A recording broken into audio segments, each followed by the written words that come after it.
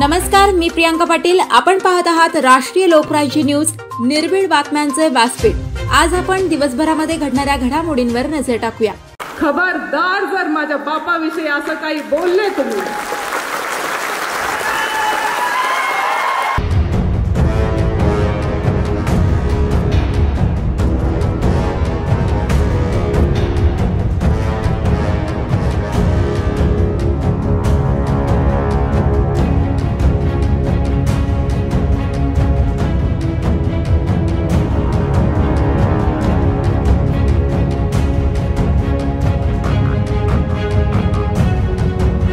भाषण ऐकलं असेल तुम्ही तळेगावचं.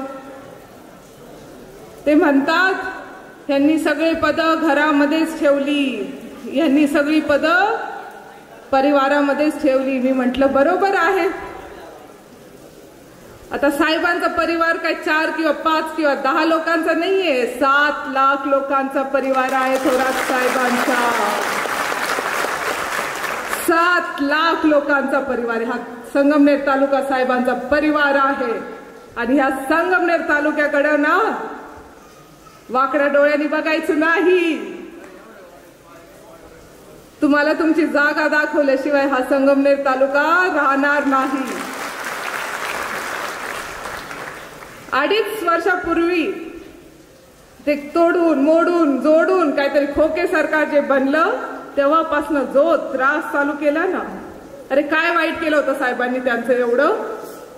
महसूल मंत्री सर्वात जास्त काळ राहिलेले साहेब आहेत. कधी कोणाचं वाटोळं केलं नाही साहेबांनी, कधी कोणाला त्रास दिला नाही. हा विरोधक आहे म्हणून ह्याला टाचेखाली चेपावं असं कधीच साहेबांनी केलं नाही. उलट विरोधकांना सुद्धा कॉलेजेस दिलेले आहेत, तिथं आपले पोरं शिकतील म्हणून, आपले पोरं नोकरीला लागतील म्हणून. साहेबांनी कधी वाईट कोणाबरोबर वागले नाहीये. आणि तुम्ही ज्या प्रकारे भाषण त्यांच्याविषयी करतात ना, ते आमचा स्वाभिमान आहे. थोरात साहेब ह्या संगमनेर तालुक्याचा स्वाभिमान आहे. खबरदार जर माझ्या बापाविषयी असं काही बोलले तुम्ही,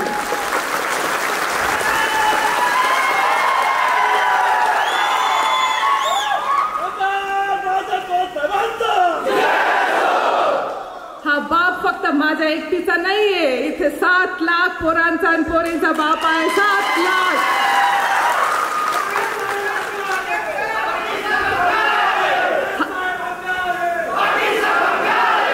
अरे ज्यांना स्वतःच घर सांभाळता येत नाही, ते आपलं घर काय सांभाळणार. ज्यांना त्यांच्या स्वतःच्या संस्थाच कर्जामध्ये बुडलेल्या आहेत. अरे बाबळेश्वरचा दूध संघ बघा बंद पाडला. साखर कारखान्यात, गणेश साखर कारखाना एवढा मोठा 8 वर्ष बंद ठेवला. राहुरी कारखान्याचं काय केलं. आणि हे जे आहेत ना आपले जे टवाळके इथं फिरतायत, त्यांना मला एवढंच म्हणायचंय, तुम्ही कोणाला घरामध्ये घेताय बघा. आपल्या संस्थांचं काय करतील ते त्याचा विचार करा. अरे ज्यांचा अभ्यासच कच्चा आहे, हा तालुका एवढा मोठा समृद्ध तालुका काय झेपणार आहे त्यांना. अरे बघा त्यांचा तालुका. घोगरेताई चांगल्या पद्धतीने सांगू शकतील. मागचे 50 वर्ष त्यांच्या हातामध्ये आहे. तो काय हालत करून ठेवली आहे त्या तालुक्याची. फक्त एकच नाव वाचतंय त्यांच्याकडे. कुणाला मोठं होऊ दिलं नाही, कुणाचा व्यवसाय बसू दिला नाही. एकच परिवाराचं नाव वाचतंय. अशा लोकांना आपल्या घरामध्ये घ्यायचं का. आपल्याला विचार करायचा आहे. यावेळेस आपल्याला शिर्डी विधानसभा मतदारसंघामध्ये आपलाच आमदार हवाय.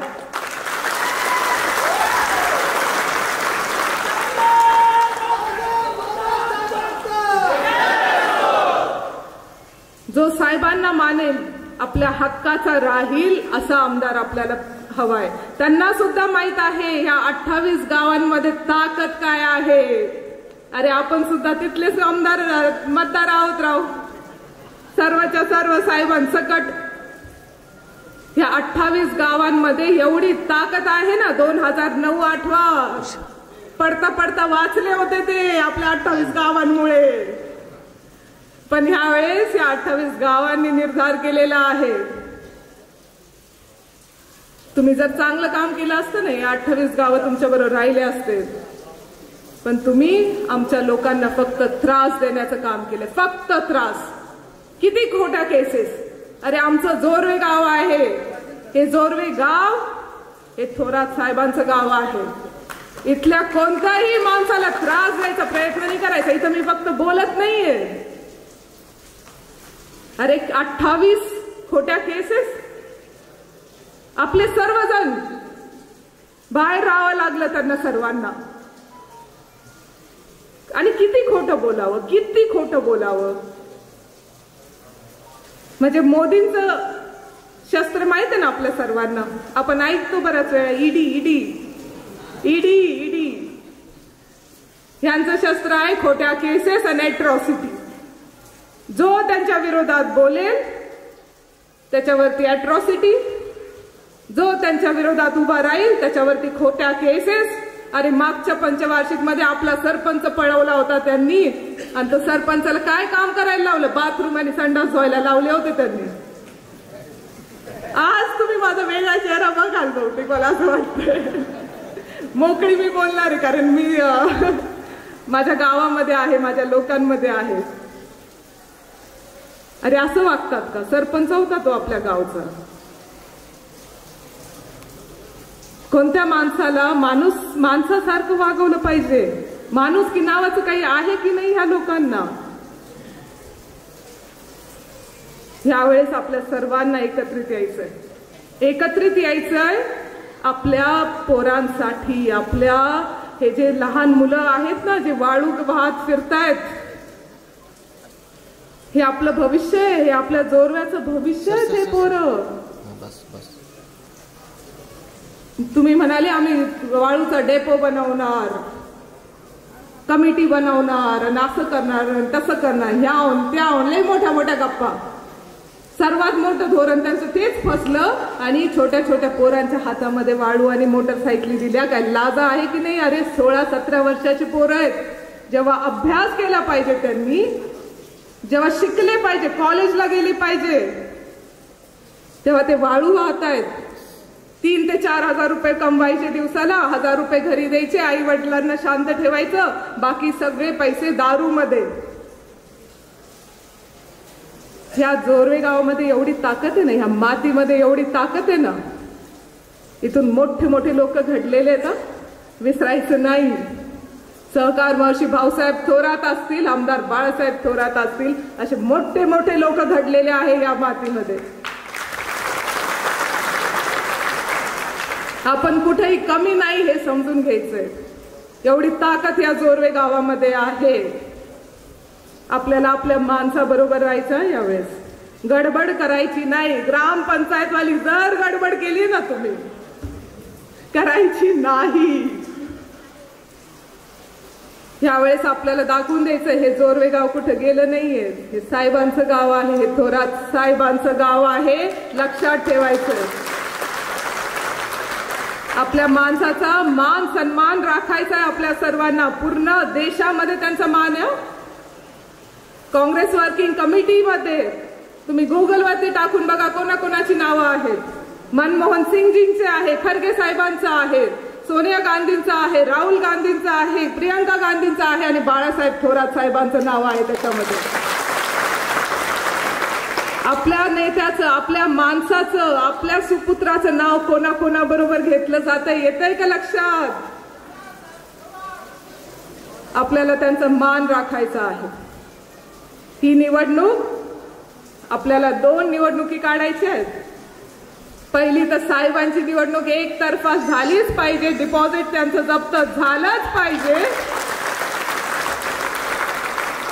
आणि दुसरी निवडणूक आपल्याला स्वातंत्र्याची करायची आहे. स्वातंत्र्य पाहिजे या दडपशाहीमधनं. स्वातंत्र्य पाहिजे आपल्याला. नको ती दडपशाही. नाही आपल्याला एंट्री द्यायची आपल्या संगमनेर तालुक्यामध्ये. जे आपलं वाटोळं करायचं बघतायत त्यांना एंट्री द्यायची नाही. असं आपण सर्वजण जर जोरवेकरांनी ठरवलं ना, 85 सालची निवडणूक साहेबांची जोरव्याच्या सर्व सर्व युवकांनी केली होती बरं का साहेब. मला अजून सुद्धा सांगतात, जया, जोरव्याचे युवक हे माझ्या बरोबर तेव्हाचे युवक आतापर्यंत साहेबांशी जुडलेले आहेत, त्याच्या भावांसारखे आहेत. आणि मी अभिमानाने सांगू शकते की जोरवे गावचे युवक आत्ताचे ते सुद्धा माझ्या बरोबर आहेत आणि माझ्या भावांना त्रास द्यायचा नाही. माझ्या भावांना कुणीही त्रास द्यायचा नाही.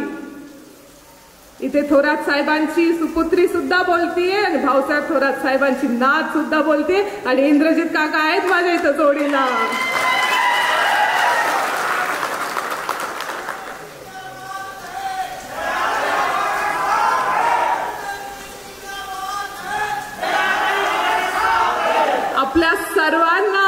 आपल्या सर्वांना लक्षात ठेवायचं आहे, ही निवडणूक आता फक्त 30 दिवस राहिलेले आपल्याकडे. 30 दिवस आपल्याला असं चांगलं काम करायचंय, साहेबांची मान उंच करायची, आपली कॉलर टाईट करायची आहे आणि साहेबांना मुख्यमंत्री पदावरती आपल्या सर्वांना बसवायचं. मी तुमच्या सर्वांना आमदार बाळासाहेब थोरात साहेबांकडनं खूप साऱ्या शुभेच्छा देते, दिवाळीच्या खूप साऱ्या शुभेच्छा देते आणि माझे 2 शब्द संपवते. धन्यवाद. चला आपल्याला जायचंय. कुठं जायचंय? संगमनेर मधल्या गुरुदत्त मोबाईल शॉपीमध्ये जायचंय. म्हणतात तिथे खूप छान मोबाईल मिळतात आणि ऑफरही खूप चांगले असतात. तर मग विचार काय करताय? दीपावली निमित्त गुरुदत्त मोबाईल शॉपी घेऊन आली आहे ग्राहकांसाठी. काहीही खरेदी करा आणि जिंका तुमच्या स्वप्नातील बक्षीस. गुरुदत्त मोबाईल शॉपी मध्ये सर्व प्रकारचे मोबाईल दुरुस्त करून मिळतील. तसेच सर्व प्रकारचे फायनान्स सुद्धा उपलब्ध आहेत. तसेच सर्व प्रकारचे मोबाईल एक्सचेंज ऑफर सुद्धा उपलब्ध आहे. स्थानिक दुकानात खरेदी हीच खरी दिवाळी. एकदा नक्की भेट द्या. संपर्कासाठी आमचा पत्ता गुरुदत्त मोबाईल शॉपी, संगमनेर, नवीन नगर रोड, प्रांत कार्यालय शेजारी. प्रोप्रायटर दत्ता हसे. मोबाईल नंबर 98 22 41 79 58 आणि 70 20 11 08 10. ताज्या बातम्यांसाठी आणि अपडेट्ससाठी राष्ट्रीय लोकराज्य न्यूज चॅनलला सबस्क्राईब करा. तसेच लाईक आणि शेअरही करा.